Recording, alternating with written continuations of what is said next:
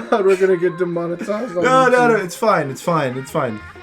Everyone loves a good G Gundam theme song right before we have our burning finger reach out to the minds of the people.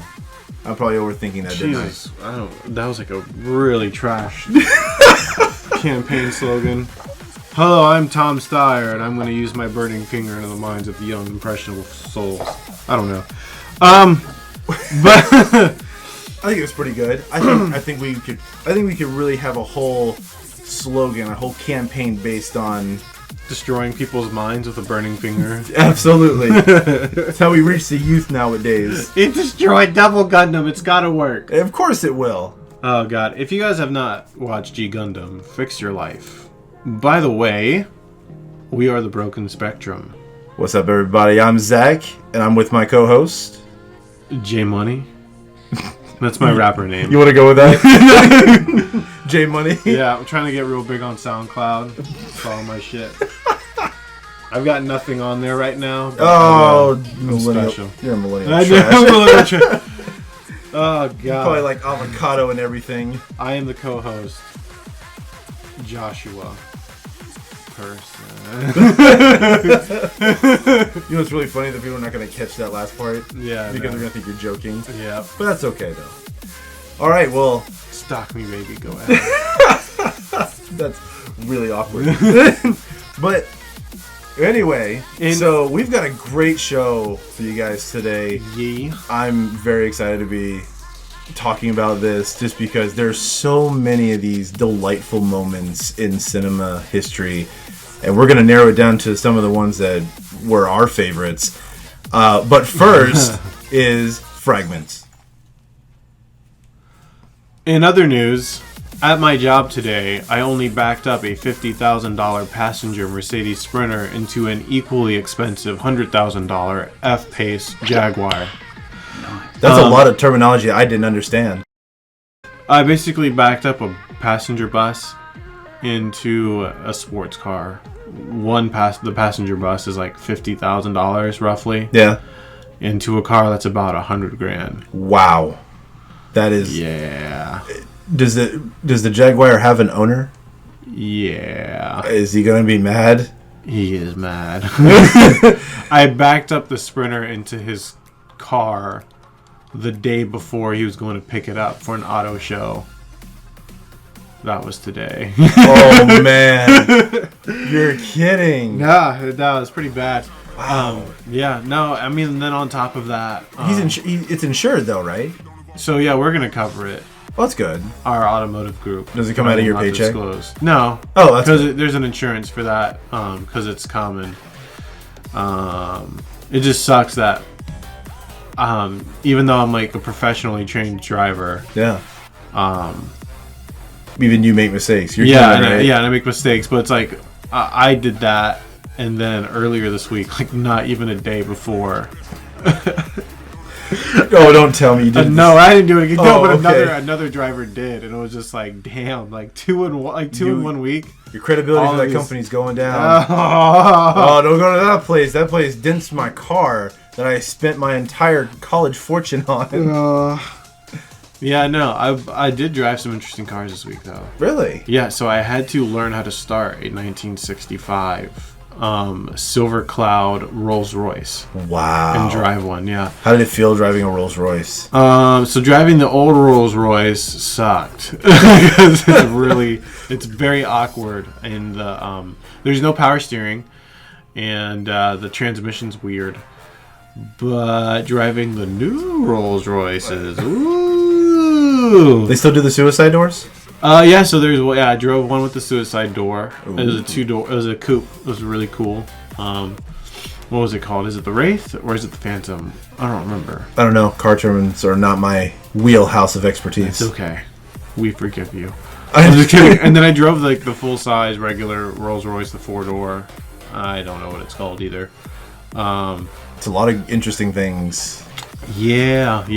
That it was. It doesn't sound really pretentious, so I'm sorry, audience.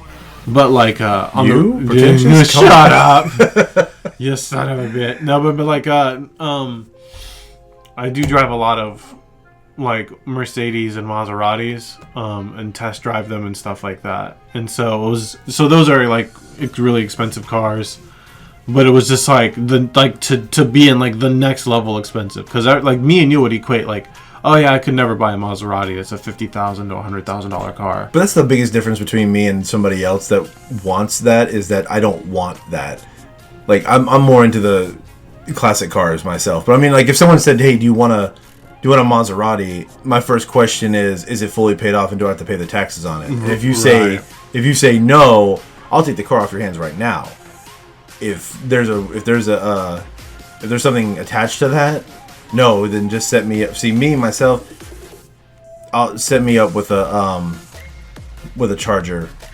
Yep, classic Charger. Classic Charger. Yeah. I know someone's probably gonna ask a year, and I always had like a specific year, and now I don't. Well, didn't I tell you the year I always wanted? 73.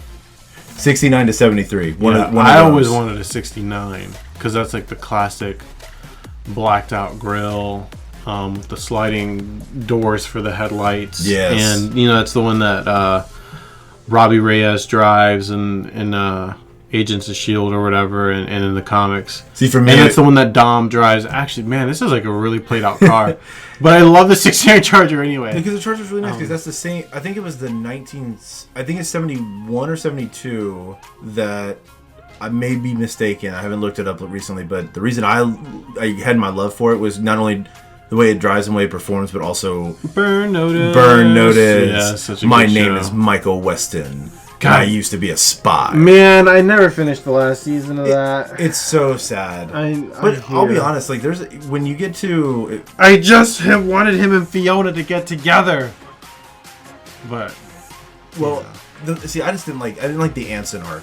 I usually skip over the Anson arc. Yeah. I don't like the fact that Michael's a puppet to a guy that's trying to destroy the CIA from the inside out. Yeah. By using burn spies to do black ops missions. Yeah. Like, I think that's...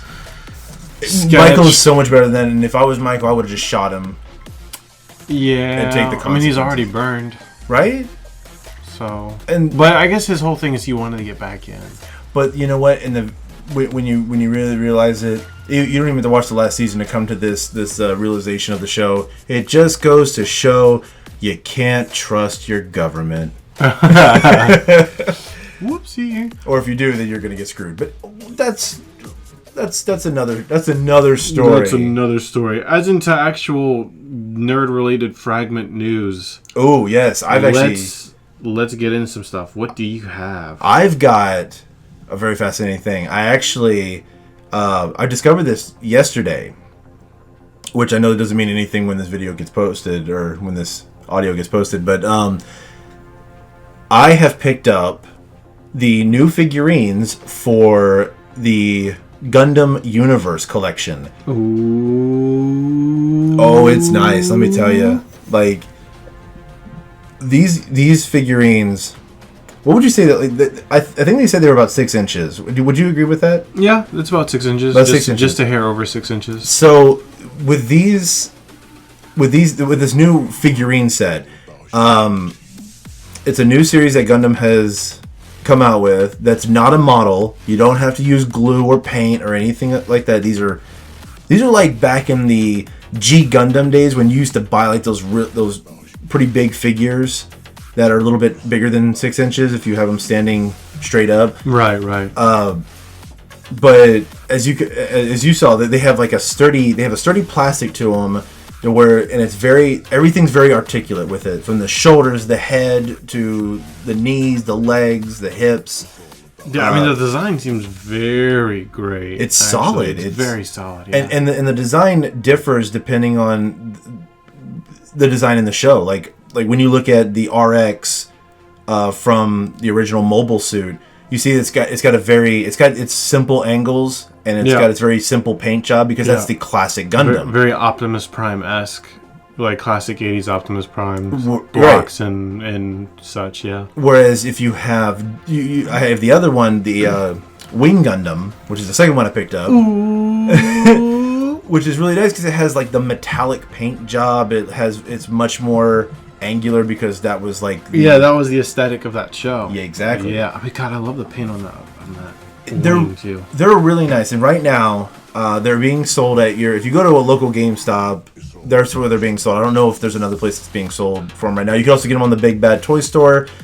This is not a sponsorship. Toy Wiz. It's not a sponsorship, but Big Bad Toy Store. If you want to sponsor us, I'd be happy to because I love your. Yeah, I'll renounce Toy Wiz. I'm sorry. Just joking. Or Toy Wiz if you're out there listening to. Toy. I'm not gonna whore myself out to companies, but Toy Wiz, I'll whore myself out to you, please. I order from you a lot.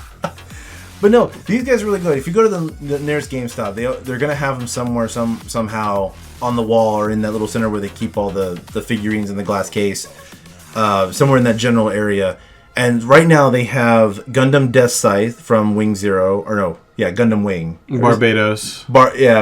Is it Barbados? I think I kept calling it Barbados, but I think that depends on your pronunciation of it. I always assumed Barbados because of the place, but then I started thinking about it.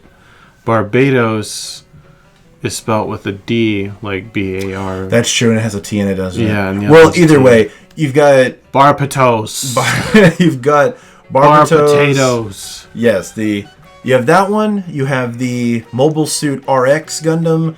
You have the Unicorn Gundam. For those of you who are a fan of the Unicorn series. Yeah. Not so much, but anyway. And then, of course, Wing Zero. And that's only the first rollout. Apparently... Bandai, if you're listening, if you do not produce a Domon Kashu Burning Finger Gundam, I will personally go to wherever the hell Bandai's quarters is and do nothing. I think they're going to have Master Gundam and Burning Gundam. Oh, so good. I also feel like they're going to do Shining Gundam too, just because that's technically the first, that was the first. And I'll settle for any of them. Which one has a with different aesthetics. One has a green hand and one has a. Do you hear me, Bandai? I'll settle for any of them. Wow, that's kind of. They're going to think you're a creep. Just saying. Fantastic. That's anyway. That's my news, and I love these figures. I guarantee. By the way, they're also very inexpensive. They're $24.99. Not bad. Not bad at all, and you will not break the bank on this. And it also depends on your GameStop pricing. Because by the way, the GameStop I went to, the first one I picked up was $26.99. As I saw, the one over on another GameStop because they didn't have the one I was looking for. The second one, the Wing Zero. I went over to the other one, and it was $24.99. Damn you, GameStop, be consistent. That's okay. Please give us a shout out. It'd be awesome if you want to pick us up. But anyway, But in any case, that's all I got on the thing. But I really highly recommend you guys go pick them up if you're a Gundam fan, or if you just want to add it to your collection of figurines. Get them now before they become impossible to get. So what you got? So as I pulled up Google. Just some stuff that hit me immediately. Because you're not prepared. Okay. Okay. Shots fired. Son of a bitch. So it's official that Ewan McGregor is back to be Obi-Wan Kenobi in some shape or form. Yes. Mr. High Ground himself. Yeah. Suck it, Anakin. You stupid fucking sand hate. Sorry, guys. You're kind of passionate about this, aren't you? Yeah. Well, it's not a very well written film. Dialogue wise, but we'll get into that. So Ewan McGregor is back on, and Ewan McGregor is easily one of my favorite parts of Star Wars. Actually, I just love him as an actor. Anyway, I mean, Train Spotting is really good. That's an OG for him. He's excited to get back into the role, isn't he? Oh yeah. Oh, he's never, because a lot of people don't know this, but he has a family tie to the first movie, and so that's interesting. I didn't know that. Oh yeah, so he loves Star Wars because his uncle is, he's the dark-haired guy who's friends with Luke in one of the X-wings. Oh, okay. The guy who's friends with Luke. Yeah. Would that be? Is it Biggs? Yeah, I think it's Biggs. Biggs was his friend, and. Because they were from Tatooine, they shot. Was it Womp Rats? Yeah, Womp Rats. I think it's Biggs. The actor who played Biggs is actually Ewan McGregor's uncle. And that was kind of his foray into Star Wars. And then, obviously, he's Obi-Wan Kenobi. It's amazing how they just kind of they get family ties in there. It's like, hey, I got a friend in the movie business, and you just got to know the right contacts. Yeah, I mean, contacts. It's just one of those things where it was just like, it's just awesome. I think which he's played like his face is so iconic. Like I feel like if he doesn't have that, which I know he's gonna have the beard, but like just without that beard, he doesn't look like an Obi-Wan. I know he didn't have the first beard in the first Star Wars movie, but we were just getting to know Obi-Wan at that time. Yeah. But now it's kind of like we know who he is based on his hair, his beard, and everything. And he's very iconic throughout so it's almost impossible to... Yeah, his look is very iconic. So much that he's like literally a Jesus meme. Like... Yes. Like one of my favorite ones ever has been when they hold a picture. It's like... I bet you won't share our Lord and Savior, and it's a picture of Obi-Wan in his Jedi robe. Which is ironic, because Ewan McGregor actually recently played Jesus in the movie. Did he really? Yes, he did. I did not know that. But of course, he's good for the role. Yeah, it was interesting, because he played Jesus while under the temptation. Sorry, Mel Gibson. Yeah. But he played Jesus when he was, I guess, wandering in the desert under temptation, which is very interesting. Yeah. Because he also portrays Satan in that movie. Really? And Satan is just like an opposite of Jesus. Jesus, yeah. And so he looks like anti-Jesus. Yeah. Ooh. In other news, Spawn number 300 is coming out, and this is very important in the comic world because Todd McFarlane's Image Comics and stuff like that, he's an independently owned character, creator-owned character, and for a creator-owned character to reach an issue 300 is a first.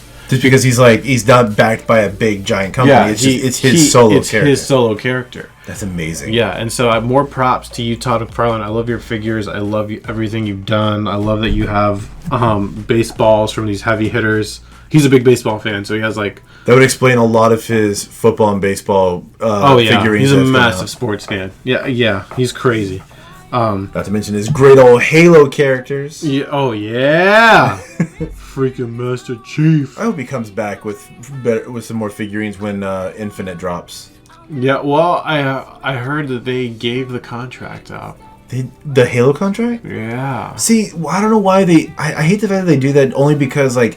I don't feel like the quality is going to be just as good because every McFarlane Master Chief or Spartan or Sangheili that I have, I've loved it because it's articulate, it's well designed, and even its accessories are very well done. And I wish they would, if they find someone's got to do something else besides Mega Bloks. I would love to see NECA pick up that contract. That'd be interesting. Because they do 7-inch figures and they do bigger ones. Yeah, they do quarter scale. Because they had the contract for. Remember that quarter scale Master Chief I had based off of Halo 4. Yeah, I remember that. Yeah, they did that, and so they do the really big one. Yeah, right? the really big one, and so obviously they got the contract for that. I mean, I wouldn't see why not.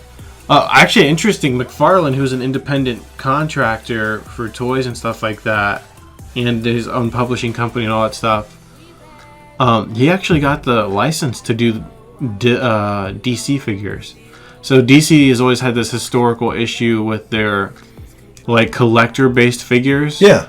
So, like, there would be, like, so... You know how there's, like, the Marvel Select is, like, the higher-end collectible figures for, like, adults and stuff like that? So they used to do an in-house, like, DC Direct, and in the beginning, they were really good, and then they were hit and miss. Mm-hmm. They were just too inconsistent. So now, I think they contracted McFarlane to do their figures because McFarlane is really good at applying source material to their sculpt. Right. So, like, now they're doing the anime figures like Midoriya and everything from My Hero. They did One Punch Man. They're doing Ichigo. They're doing... I actually saw the One Punch Man. It's in stores now. I want it. I don't know. It's so funny when you think about it because, like, One Punch Man is literally a yellow jumpsuit, red cape, boots and gloves, and a bald guy. Ass man, yeah. So it's like, there's not much design in there, but... But then if you look at his plain dumb face, like, it looks just like the drawing. His goofy-ass, smiling... I love it when he gets serious, but, like, when he goes to that goofy face, it's just like... Oh, okay. Yeah. In other news, I think I had one more that I saw earlier. Oh, look at that. Big news day for you. Oh, yeah. I'm not gonna lie, I was just excited about the Gundam figures. Oh, yeah, dude. Those things are sweet, though. God. What? Sorry, guys. Important. For your more Mortal Kombat fans, Nightwolf just dropped. Who's Nightwolf? He is basically... I know, and everyone just screamed like, how do you not know he's who Nightwolf just a Native American character with some sweet-ass tomahawks, like energy tomahawks and stuff. He's an important Mortal Kombat character. And That's interesting. Yeah, which, in case you don't know, Spawn number 300, right? While we're in that realm, Spawn is also going to be a guest character for Mortal Kombat 11. I did hear that release, too. And I'm going to play the shit out of it. Yeah, so that's, as far as news, I think that's all I got. Wow. As far as nerd news, apparently. Oh, I did hear... I'll be honest. I'm not a big DC fan, and I know that doesn't come to a major surprise to anyone at this point. But I did see a bit of a news. I didn't read too much into it. I just thought it would be a nice little quick nod to mention this to anyone that's a DC fan. That apparently Krypton on Sci-Fi, if I'm not mistaken, Krypton has been canceled after 2 seasons. It's not getting renewed. And the spin-off Lobo is canceled. Before it even launched. Yeah, because they were like, well, Krypton's not going to continue after a 2nd season, so there's no point in doing a spin-off of a series that lasted only 2 seasons. Oh, speaking of canceled stuff, so remember I told you about the Daredevil petition for that show on Netflix, Daredevil. Yes. God, I love Daredevil. He's my favorite Marvel character by far. So there's been some hearsay about what they're going to do and blah, blah, blah. And they sold props and yada, yada, yada. And most of the cast wants to get back on. Excuse me. Because they kind of left it. Yeah, they left it on a cliffhanger. At least for... I need to finish Punisher Season 2 because it's really good as far as I've been watching. What's his name? The head of Marvel TV, that guy, Jeff Loeb, he was talking. He basically finally spoke up about it, and he was like, "This stuff's not done yet. This stuff's unfinished. Of course, and we're gonna finish it." And so I just read something recently that they're considering moving Daredevil to like FX or ABC or Hulu, along with the other street level heroes. So in some shape or form, he is going to come back. Now, I heard that they may reboot him, but that would make me really sad because they spent a lot of time on the first. 3 seasons or 2 seasons? 3 seasons. 3 seasons. And Charlie Cox is an excellent Daredevil. There will never be another one just like him. I mean, he looks like him. He literally. This actor was so committed to playing a blind person. He literally wore contacts that blinded him, so that he would be like blind operating on set. See, now that's I think that's really good commitment to a role. I mean, I know some people have gone over and beyond for a role, but yeah. I like when people do the subtle things to kind of get into character. Yeah, I mean, it's just insane. I don't think I could be blinded though. Like, I think that would be that would be a weakness for me. Like, I got to know where I'm going. I've always thought about this. Like, would I rather be blinded or never hear again? Honestly, well, see, that's the thing, though. Like, I guess that all depends on your perspective of life. Like, do you want to be blinded to the beauty and carnage of the world, or would you rather, be deafened to the sound around you, both in music and in life? Yeah, I don't know. And I'm sorry. I'm sorry that got so deep just now, but well, that's my conundrum because I play the drums and I love music. I feel like you get more out of hearing because hearing builds the imagination around you. Yeah, but that's the other thing. Is like I also like sketch and draw and stuff. Be on the lookout. We're working on a comic. I mentioned it before, but it's still coming. But yeah. Wow, you've actually never mentioned this on air before. Oh, really? So... I mentioned it now. We're working on a comic. It's going to be good. But yeah, no. So visual art. I don't know how I'd feel about losing that. I don't know what I care more deeply about. I would say that I've been drawing since I was 5. I would say, like, if you have someone who's a... I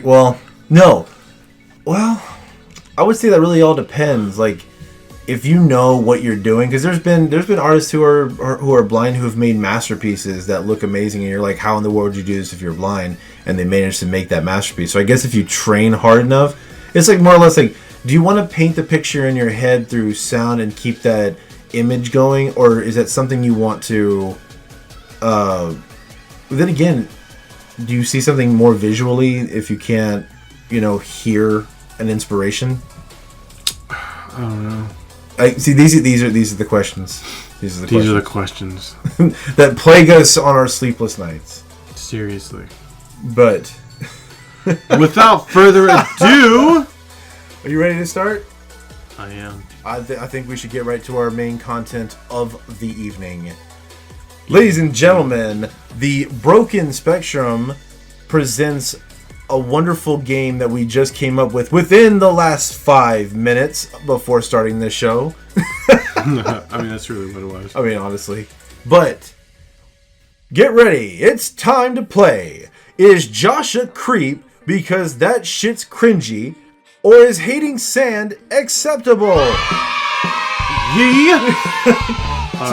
So let's get right into it. So the objective of our game is that I'm gonna read a list of cringy moments in cinema history that we either are familiar with or need a little bit more detail on. But the idea behind it is, do you find the whole objective behind this is do you find these moments cringy, or are you accepting of it? Is it okay for it to be this way?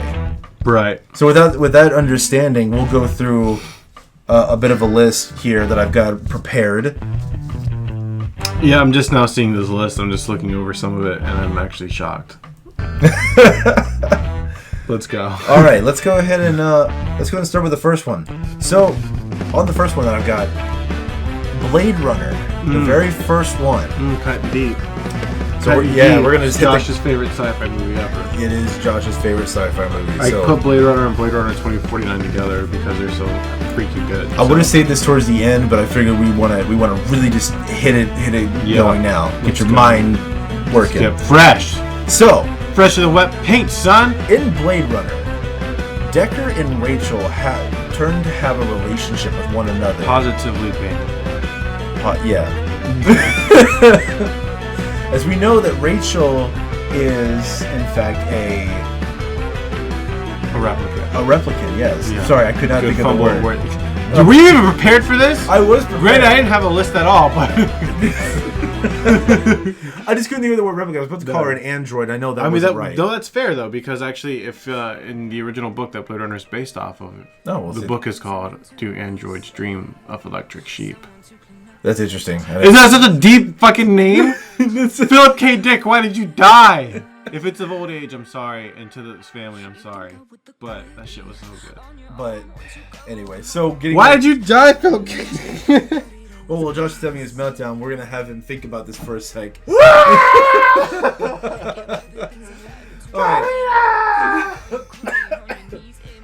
Wow, that really took a lot out of you, didn't it? Yeah, I can't talk. All right, so let's get a bottle of water. Let's get down to it. I need an orange slice for my throat. Oh my God! Are you ready? The bet. Are you okay? All right. I'm good to go. Okay. And scene. And scene. That was brilliant. Well done. Anyway, so let's get right to it. I'm gonna hurt you. I'm gonna find something on this desk. Go ahead and throw your mic at me, boy. I can't, then they won't be able to hear us. All right. So our first one is Blade Runner. The relationship between Deckard and Rachel, the cop and the replicant. Yeah. See, I almost forgot the word again. Super illegal on Earth. So their relationship being the replicants are illegal on Earth, as we know this. That's why they hunt them down. Yeah, because their limited lifespan makes them prone to murder and stuff. Because they don't want to die and they want to escape and they don't want to be slaves. It's actually a really deep movie. Right. And there's a scene within Blade Runner, I'm sure you're familiar with, where Deckard and Rachel get very close. Smoochy. So, in doing some of the research, a lot of people have considered this scene to be very rapey. Decker getting really close. And rapey vibes. And it turns out that on set, Decker and Rachel, the respected Harrison Ford and, I had her name. It's actually I actually don't remember. Her name is beautiful. It is beautiful. There's no doubt in my mind. Was it Sydney? Or no, it was You can do this. Oh Lord, I always forget it just because I wasn't sure. I even read it too, and I was like, "Hey, I need to write this name down," and I never wrote the name down, just thinking, "Hey, I'm gonna remember it for the show. Don't worry about it." It's all fine.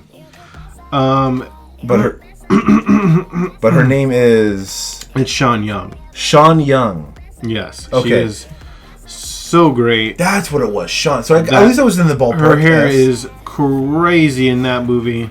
Shout out Ruger Hauer. You're crazy. I love you. Ryan Gosling. You're great in the second one. So going Dave back. Bautista. Yee. Harrison Ford. OG. Well, Harrison Ford's a classic. Yeah. Pretty much whatever I've seen, everything I've seen him in. Benedict Wong in the second one. The man who plays Wong. Oh yeah. Yeah, he plays it. He's in the short for the movie for the second one.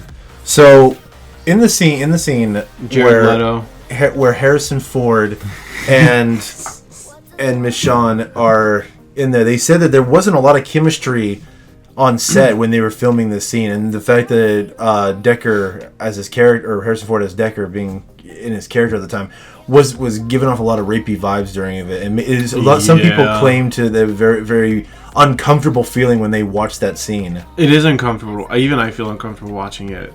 I think. Okay, I'm gonna defend this. It sounds this weird defending the scene. I think it was important because it's setting. It's like setting the stage that like Deckard is a very because he's a human, he's a very emotionally bound being. Yeah. Right, and that Rachel is coming into her own with emotions, but she's like next level. Like she was next level. Was she like Nexus 7, Nexus 8, or something like that? Like she was just next level, so close to human, but like there are obviously disconnects. But but in that entire thing, she kind of likes Decker. Yeah. Deckard. Like it's just weird. I don't know. Are you having a hard time defending it? No. So I don't know. I feel like for artistic reasons, of the importance of that scene. It's, Here's the thing. Would you say it's cringy or acceptable? I know it's a hard one because you like this one so much, but I figure we get the hard knocks ones out of the way. God. I think it's cringy. It's cringy? Yeah, it's pretty cringy. All right, then that's... Okay, no. Double answer. I think it's cringy now. It was more acceptable in the 80s. So I'm gonna keep score on everything that you think is cringy and what is not cringy, and then we'll see. And the not cringy will just lean more towards you're a creep, but... So you have a lot to look forward to. All right. So going on to our next one, that was a good answer. I think that was a pretty good start off to that one. Get your blood flowing in your brain a little bit. So the next one, I want to throw something at you. What would you say is your stance on horror movies? I don't like them. You don't like them? I don't really like them that much. I think there are some that are really good. Yeah. And I think there are some games that are really good. That's fair. So like Dead Space and Dead Space 2, and even though Dead Space 3 was knocked a little bit, Dead Space 3 also. I love that series because it's a very interesting take on horror because it kind of deals with bullshit like weird religions and it sounds so mean because but yeah, no, I mean like it's definitely like that whole series is a play on Scientology, right? Which so I asked the question about horror because my next one has to do with a pretty long saga of horror movies known as the Final Destination series. Oh no! Oh yes, I've seen all of them actually. I've actually not seen the last. No, I can't say the last 3. I think I haven't seen the last 2 of them. These honestly were awful to me. I mean, they were awful when I was a kid because I was scared of. I never saw blood and gore at the time. Yeah. That on that level. Oh, it throws you off so hard. It does. When you're young. Because when it's you're like, what? The very first one I ever watched, it was actually when Final Destination 3 made it on HBO, and I'm only telling this story because I think it's. I think everyone should know this because it's very interesting. How psychologically scarred I was at this point. Being as little as I was, when that thing made it to HBO, I watched it, and it was the very beginning of the movie, and I was like, Final Destination, like, that's interesting. I don't know what this is about. I don't know what rating it is, but let's take a look at it. And when it came on, it was the roller coaster scene, because that's what Final Destination 3's setting was. And yeah, I forgot about that. and when I was like, oh, they're doing a roller coaster, everyone's freaked out, but then she has a vision, and I see how horrible the roller coaster ride went. Not only did I not sleep for 3 nights after that night, not including that night, I was having nightmares, waking up in the middle of the night screaming because of how terrifying. Because you got to think, to nowadays I can watch the scene and be like, wow, that was really stupid, and be like, I've seen more gore and horror in Mortal Kombat than what they're showing me. Yeah, the things I've done to people in that game. It's so disrespectful, right? But, Scorpion for life, yee. But with that, like, not only did it scar, but it also it made me like, I was already afraid of roller coasters and anything with high dips and everything. I'm still afraid of roller coasters. So I will never touch a roller coaster. Nope. Not on an outside one anyway. No, like, none of them. But I have certain things about certain different ones, like depending on how well the track is, how big the seat is, and can I get the hell out of there as quick as I can. The Hulk. No Hulk. Never. No drops. God, I hate that. Ugh. Anyway, so I tell you all that just as a fun little quip on the side, but our next one is Final Destination 3. It is the scene where Ashlyn and Ashley, the two popular girls, go to the tanning bed. Oh my god. And they basically get trapped and fry in their own tanning bed. Because death has a sixth sense of humor. I'm just gonna put this one to bed. 100% acceptable. Those people deserve to die. Oh my god! If there were any more plastic, they just no. So you think it was cringy or not cringy? Oh god! 100% that was a hard scene to watch though. Like, that's cringy. So okay, I'm not even defending that one. That was like, oh my god. So it goes to show that, and I looked at some of the people who commented on this one being on their list. It turns out that this scene was actually very hard to watch because it was actually very drawn out. Yeah, that's what it is. It's the length of how. Like, most of the deaths are pretty decently quick. They're gruesome, but most of them are decently quick when it comes to when the people die.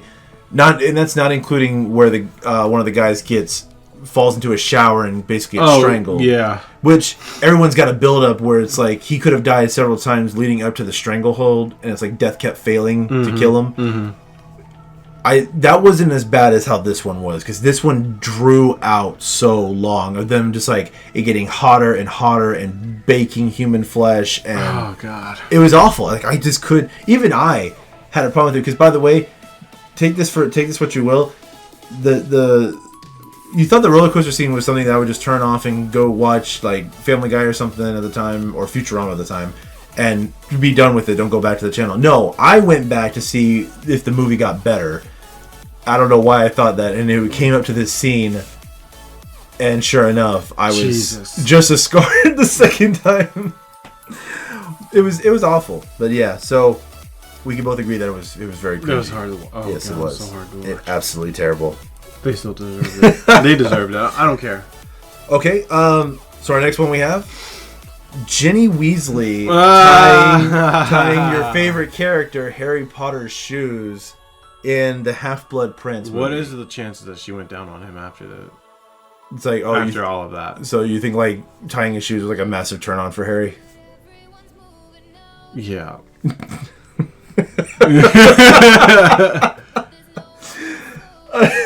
I'm sorry. It was like, I don't know how to do a British accent. Slop on my nut. Oh no! She really wanted that skeleton wand. Oh wow. Shit. I don't know if I'm more disappointed in you making that reference or the fact that it actually happened. You need to that. Me saying that is going on the cringe list. Please add one. Just add on the side note. Honorable mention. Oh God. Really wanting that skull. Really wanting that skull. Oh my God. Well then. Skull me, Daddy. Don't you ever say that ever again. As we record this in the future. So on that. Oh my God. So with that being said, with the movie itself was not that bad. It was the one right before the ending. You know, I like the Half-Blood Prince. It actually wasn't. It was actually when things got more serious. It delved more into the psyche of everyone. Yeah, I don't know why I like that. So honestly, I like that one more than the one after it. The Deathly Hallows. Part 1. Yeah. I really like that lead up. It made me sad because Snape, you're my favorite character. Snape was great. Rest in peace, Hans Gruben. I'm sorry. I know I went with his character, but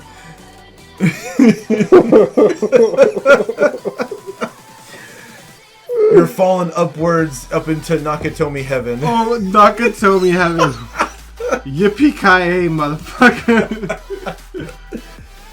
Oh my God! But no, the thing is, like that during that whole movie, it was Hans. You didn't even say his name right. It's Hans Gruber, in case you didn't know. I said Gruben, didn't I?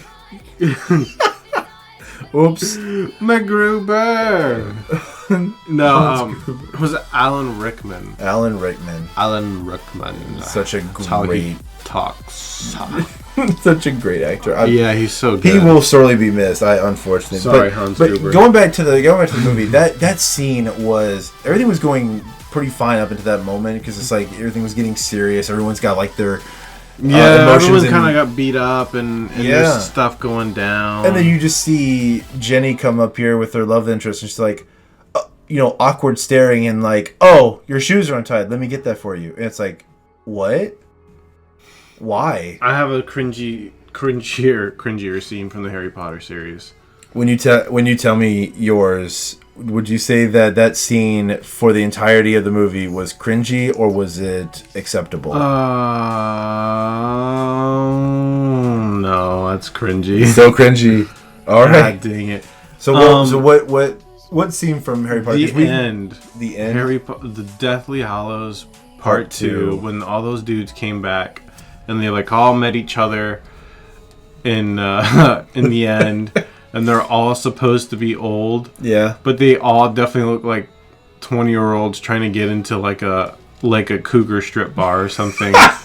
Like they all kind of like tried to age themselves up. Yeah, the aging. Ron was kind of fat. Like Hermione got like crow's feet on her eyes or whatever. Yeah. It's like, guys, why don't you just make them young and beautiful? Like older, like not people that get older. I just don't think they just. People who get older don't necessarily look like they've been beaten to death with an ugly bat.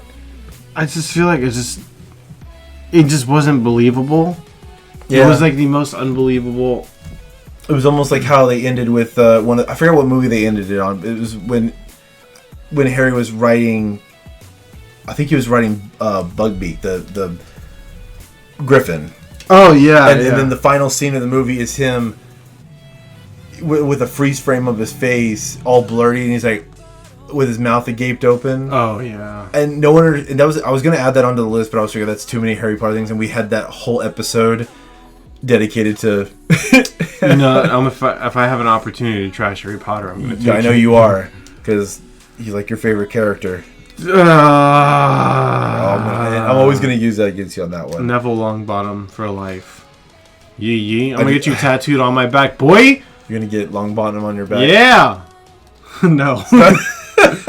You heard it here first. So, interesting last name, Longbottom, right? It's not. What kind of hero would that be? Like, I don't know. Tales of Longbottom. Better than Harry Potter. That sounds more like a village in a fantasy world. The Tales from Longbottom. Speaking of weird last names, yeah, one of the guys I work with His last name is Shoebotham. Shoebotham? Shoebotham. I don't know why, but the very first thing that came into my head was Family Guy and Peter singing Shaboopy. Oh, shit. God. That's hilarious. But you know what? The last name, I in a strange way, I like it. It's unique. It's not like... Yeah, Shoebotham is a cool last name. It's not like Williams. And I'm sorry if you have a last name of Williams, but I mean... We also have a service writer with the last name of Williams. See what I mean? Now you just insulted there's two one, people there's in one podcast. I didn't insult the first one. I love you boys both. Yee. So... Gang. But no, alright, so what's your next one? My next one is from the movie Avengers: Age of Ultron. Now there was a couple things we could have thrown in here, many different scenes, but one I chose in particular was the relationship between Bruce and Nat, or in other words, the Hulk and Black Widow. Look, someone had to take the spot of Liv Tyler's fine self in The Incredible Hulk with Edward Norton. Yeah. So I'm okay with it. So, to go ahead, because I've been asking so far, would you say that their relationship at the beginning, middle, and end of the movie, even though they never touch base on it in any other Avenger movie, would you say it was in this movie acceptable or just cringy? I'm going to go in default with Joss Whedon acceptable. Joss Whedon acceptable. Yeah. So, what would you say is your defining... What is your defining moment that defends this moment for you? Or was it the fact that you think it was a nice little hat tip to Norton's Hulk? Or Bruce Banner? I just feel bad that I feel like the Hulk didn't have a love interest. Like, Tony had Pepper. My boy Ant-Man's got Hope Van Dyne and the Wasp. Which I love her. I'm just saying that. I know this is coming from the guy who's never seen Ant-Man. Why? You say why, and you look for me for an answer, and I'm so upset with you. It's okay. Have you seen the second one yet? If I didn't see the first one, what made you think I saw the second one? God dang! I own both of them now. Well, that's your fault for not Ant-Man is the best. But Paul Rudd, if you're out there listening to me, you're the best Avengers character. Period. But, well, I was gonna say Robert Downey Jr., but no. If we're talking who's alive right now? Yee, Paul Rudd, the best Avenger. We're talking about an actor. He took care of people. Yeah, I mean that's true. I mean, yeah, we could get all personal actors and whatever. Yeah, you want to talk about personal. Paul Rudd, a best character.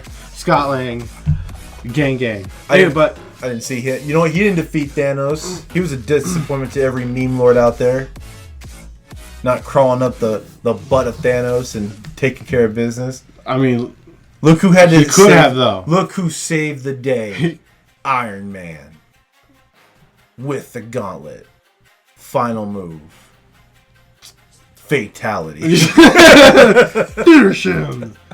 No, yeah, Evangeline Lilly is very pretty. Oh, she's just by seeing her. Evangeline, will you stop? Gang. It'd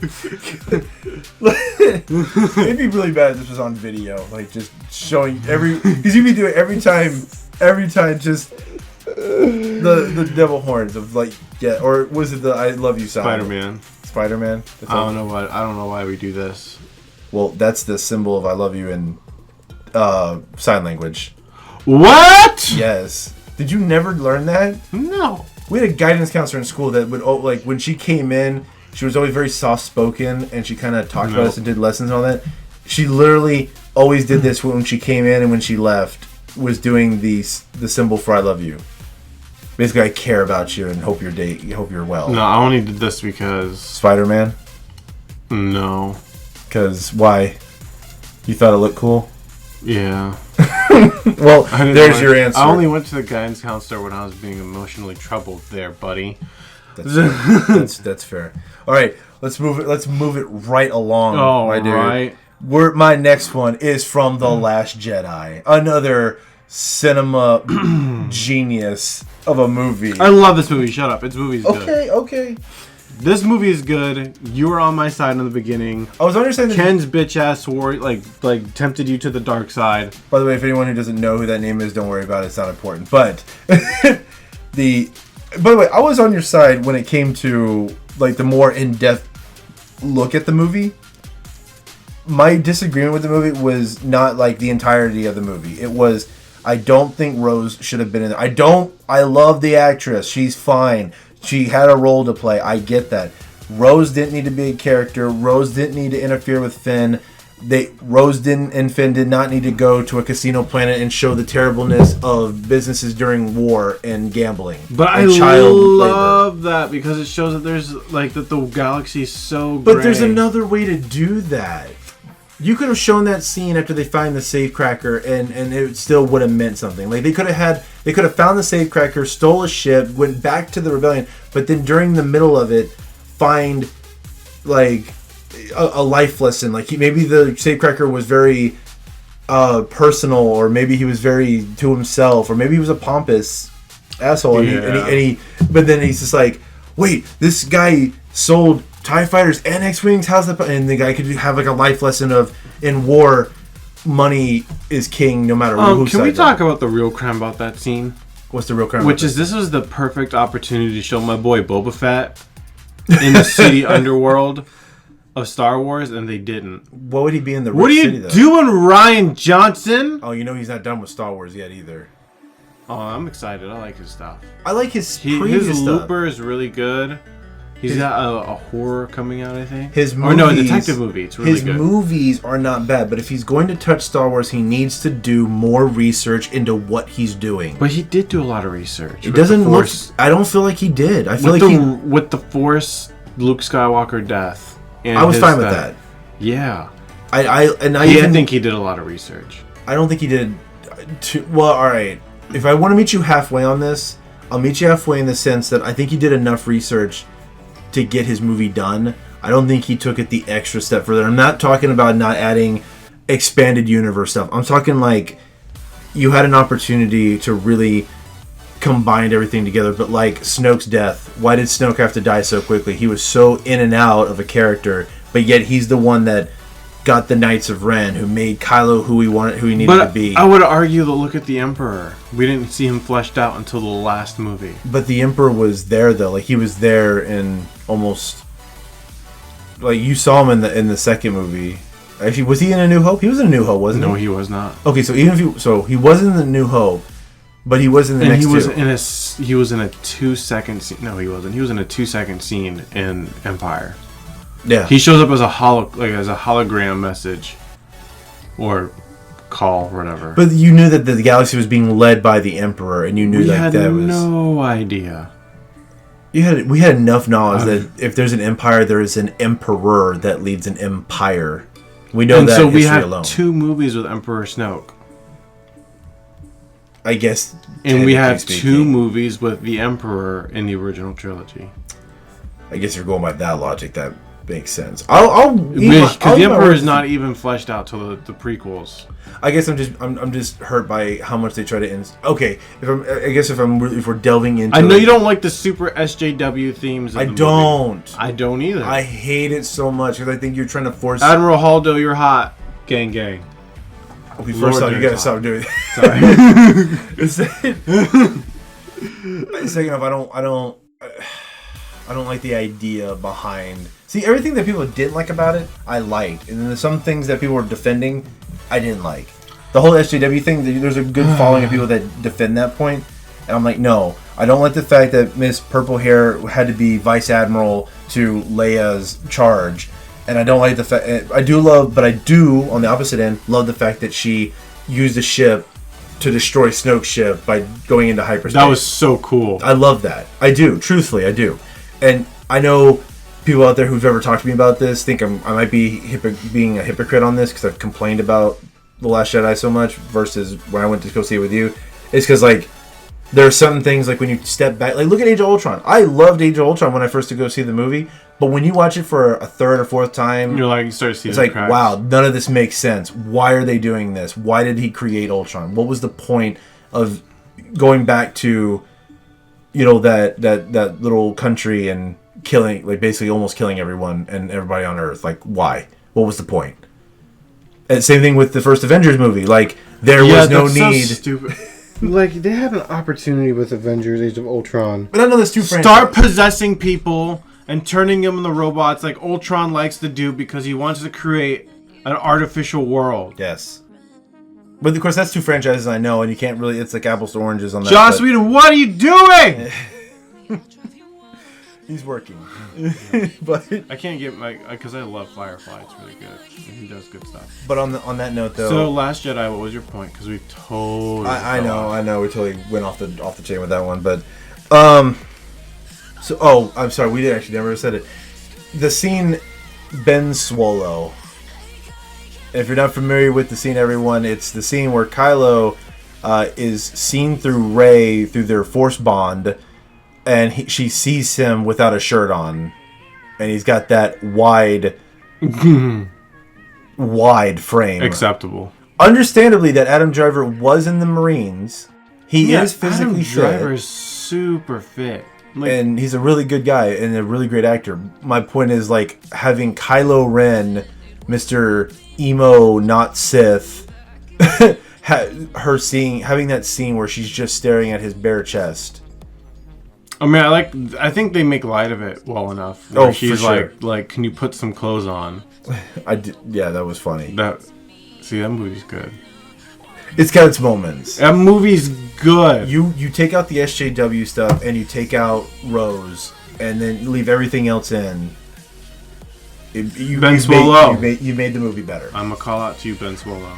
You need to go clap Ray. Before I ask, my last note on this is just I like the fact that Luke changed his mind at the end. People said that's not how Luke Skywalker would. Like, no, if you're disillusioned with the Jedi and you're like, oh, by the way, you guys let us the biggest Sith Lord possible insert into your ranks and then kill you all in one foul swoop with an army that you weren't prepared for.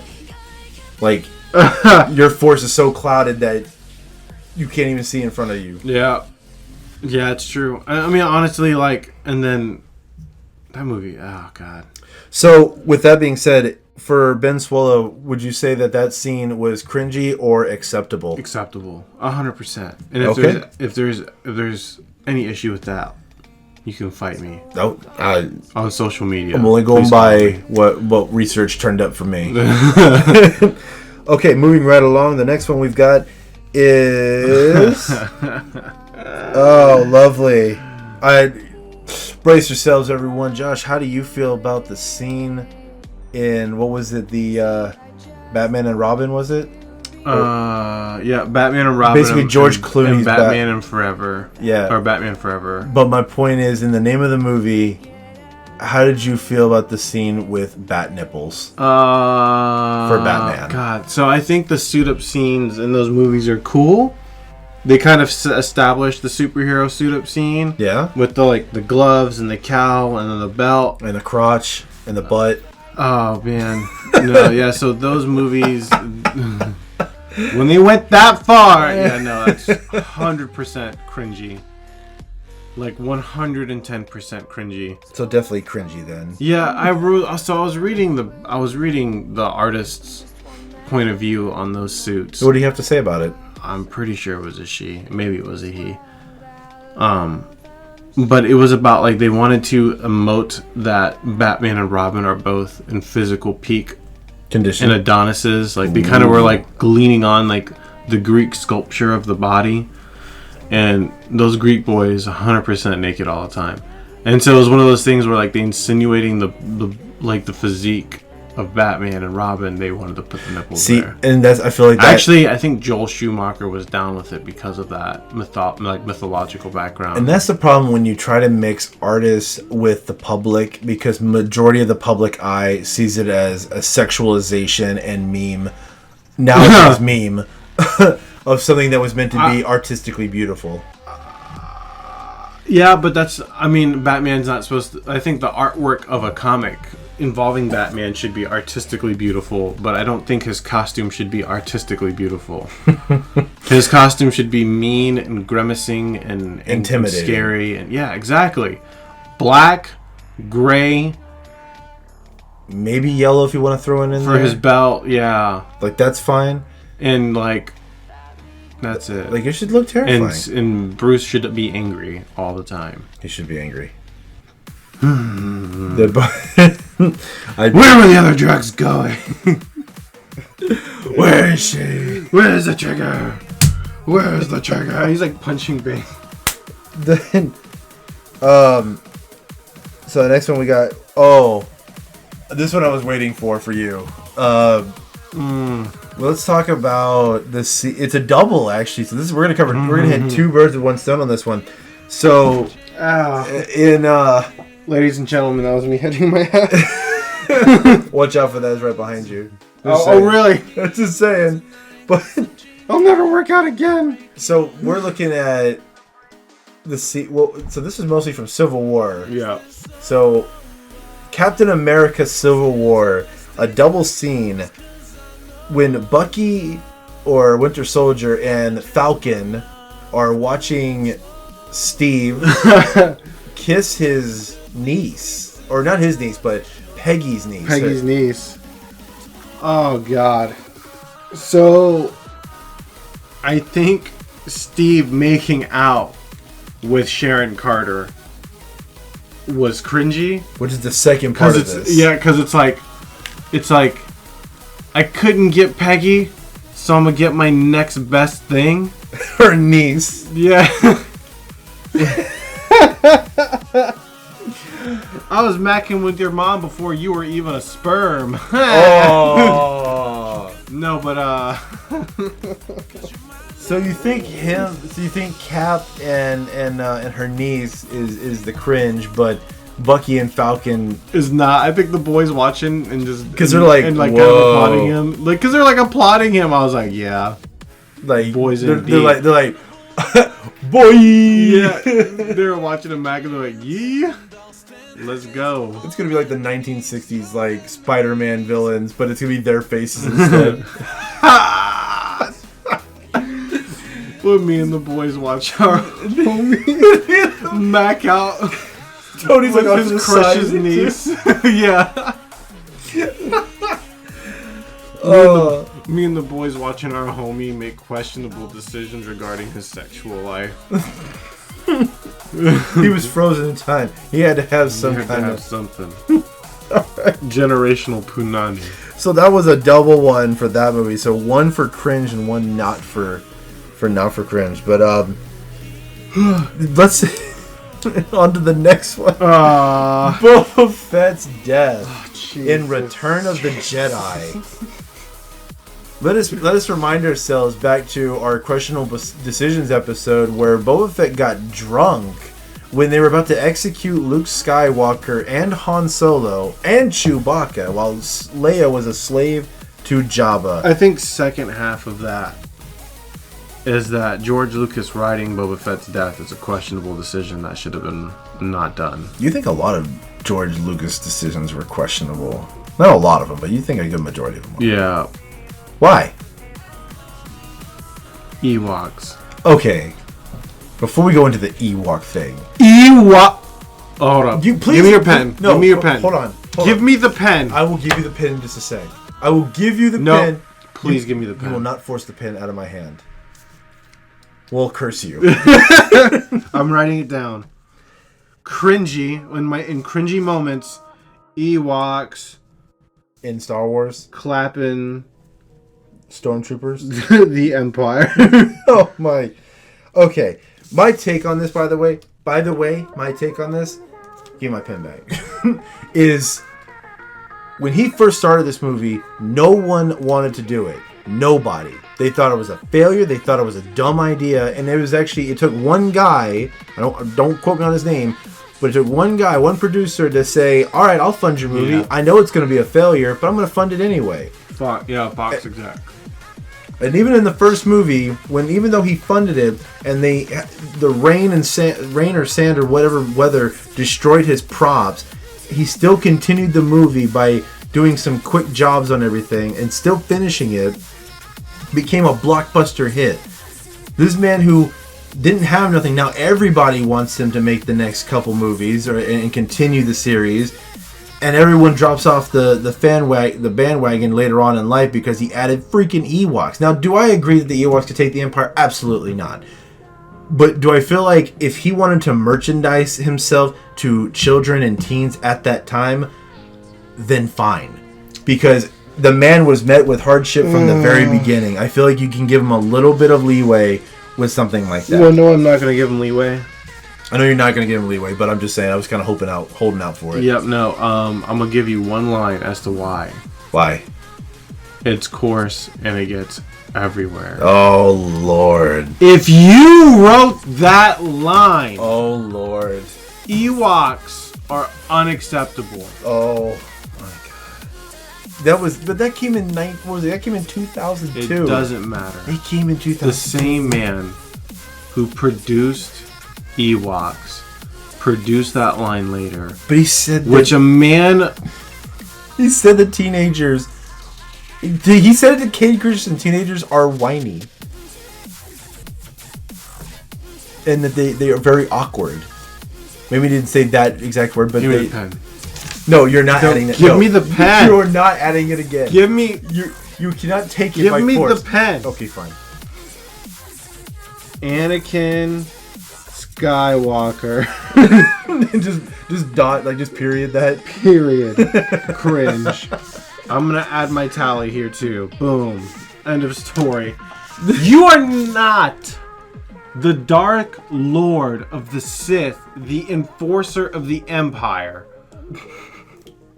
Look at how swole. Look at how swole Darth Vader is first movie. Yeah. David Prowse. That's the mechanics in the 7 system. feet. The mechanics? If you're going by strength. So, okay. No. If you're going by strength. Who fills the suit? A man. He has to fill the suit. The man is like, has no knees below his, no legs below his knees. Right, good job, Obi-Wan. I'm so proud of you. And no arm on one side. His chest and his thighs and his nubs. We're swole, apparently. His crisp up nubs are swole nubs. It's crispy nuggets. His spicy Wendy nuggets of arms Oh my god. were swole. And I have to believe But that was at a different that time. Hayden... It was at a different time. It's like not that long. Hayden in 2002 was a young adult and a Padawan, and you're gonna fault him for that? He wrote the movies backwards. Yeah, but that's because he wanted to explain. Why did he not get little homie blonde bowl cut Anakin Skywalker? Yeah. And then move to Hayden Christensen for a whiny little Sandus course wah. And then for the third movie, get someone who looks like he's been eating beef and working out a little bit. A man with a little bit more muscle to play. Because that would have looked older. awkward. It would have looked kind of awkward.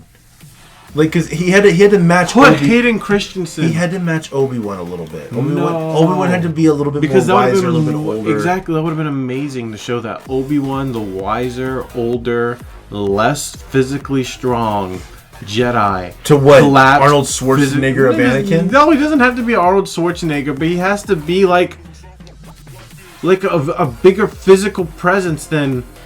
I think they were fine. No, I think they were fine. Look, it's what we have now. We can't go back and change Give me that.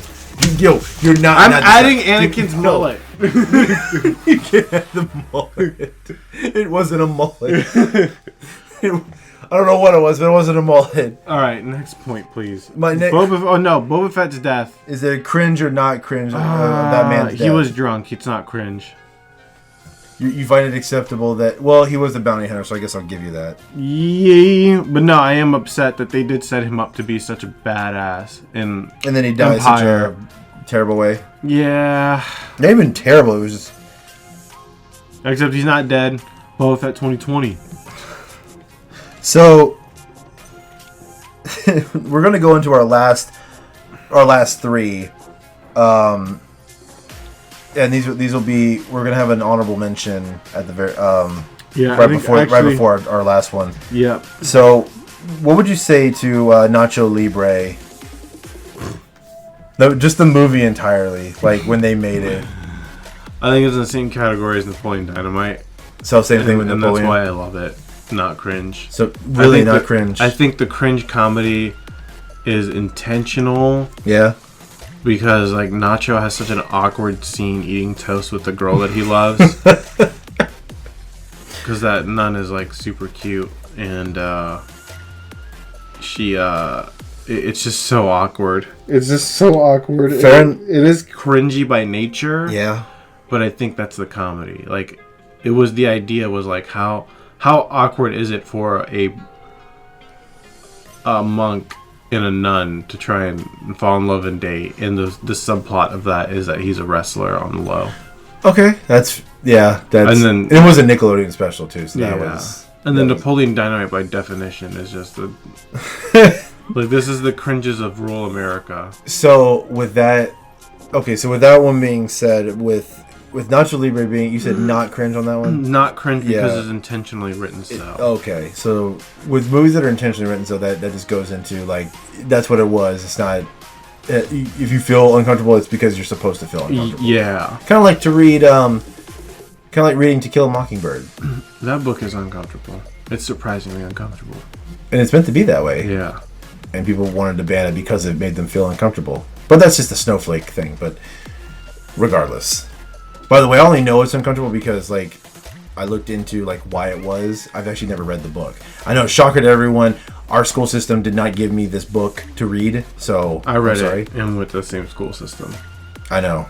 And your teachers were different than mine. That's true, yeah. In the end of the day, that's what it was. But just joking. So that was our, before we get to our last one, because I did say 3.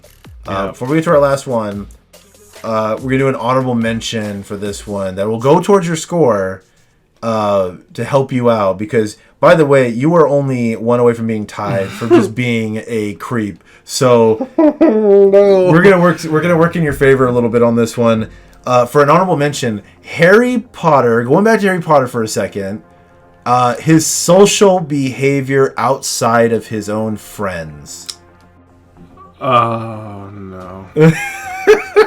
Is it cringy? Or is it acceptable? Oh, he's 100% a creep. You think so? Yes. With between his interaction. Yeah. That makeout sesh with that Asian chick. Sorry, Asian chick. I don't know your name, but you're cool. Gang. But like, I don't like.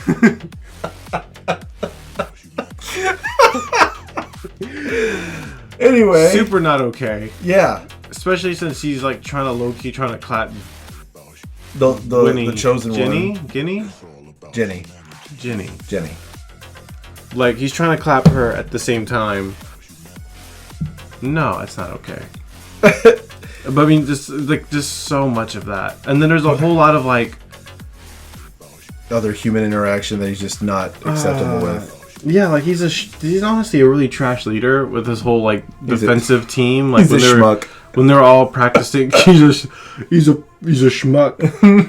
I don't like him. So no. With that being said, do you think he's cringy or not? 100%. 100%. He's a creep. All right. All right. I'm a the last creep. The last one in our game. That after going through several of our lists, and I know we hit some pretty decent ones, and we're gonna go back to the Anakin Skywalker one that you so boldly said that he himself is the cringe of all of Star Wars. So, but let's narrow it down. I'm talking Star Wars Episode 2, Attack of the Clones, and we're talking about Natalie Portman and Hayden Christensen's romantic scene on Naboo. Oh God! The lovely, I don't like sand. It's coarse and rough and gets everywhere. Not like you, soft and smooth. I didn't even realize he actually said that. Oh yeah, and I left off a couple remember bit. The first half. Or even the fact where he's cutting the pear and uses the Force to feed her the pear and says, I see you in my dreams all the time. I dream of you. Oh Lord. Oh yes. So it has been such a long time since this is. Oh my god! I had to refresh. This is almost like a new revelation.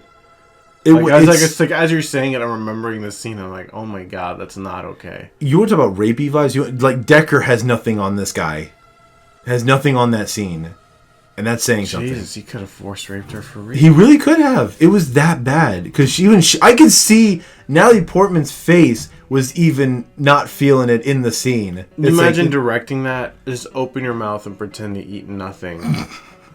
And Hayden over there is going to be like using the force to finger. He's going to finger your mouth. Jesus. Oh, it's so awkward. I think we have our answer. I think that is the cringiest, irredeemable. By the way, when it comes to Attack on the Clones, that's why he's so evil.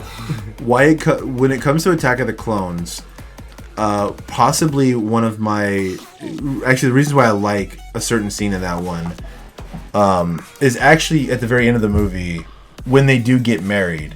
I think it's a very strong symbolism towards the Jedi and their beliefs.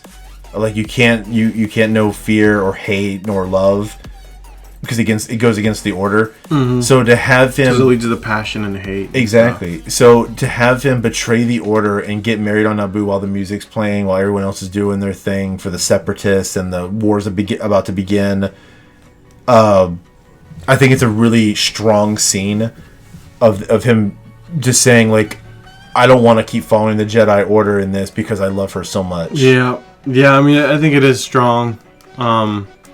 Actually, brought me to tears a couple times. No, I'm not gonna lie. I'm not gonna be ashamed of it. I really did. Give me the pen. Zach crying over. I'm allowed to tear up. No. See, now there's a segment for next time. Things we cried at that we should not have cried at. Probably. Oh yes, let's do this. We'll make it. We won't make it. We won't make it the next episode, but we'll think about that down the line. Just adding that in there. Scenes that brought us to tears or movies that brought us to tears. Yeah. Whether it doesn't matter if it's happy or sad. Yeah. And we may even break it up even more so into things we shouldn't have versus what we should have. Because there were some that really tried really hard, but yeah, I think that covers it. Josh, your final score. As far as stuff that was not cringy mentioned, you have a 5. For stuff that was absolutely cringy that everyone else agreed upon, you have 8.